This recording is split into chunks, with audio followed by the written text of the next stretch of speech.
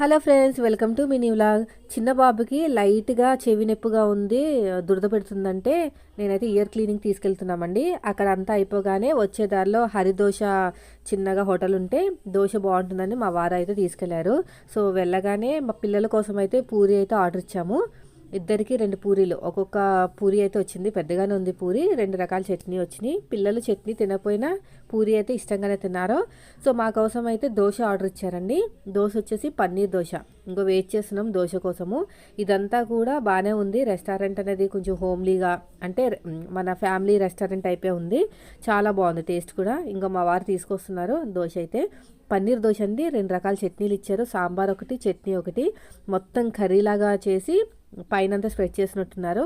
Taste మాత్రం సూపర్గా ఉంది. ఒకసారి తినొచ్చు ఇలాంటి బయటికి వెళ్ళే టైంలో. మళ్ళీ ఇంటికి వెళ్ళి వంట చేసుకునే కన్నా ఇలా ఫుడ్ని ఎంజాయ్ చేసే వాళ్ళు తినొచ్చు. వీడియో నచ్చితే లైక్ చేయండి. Thank you.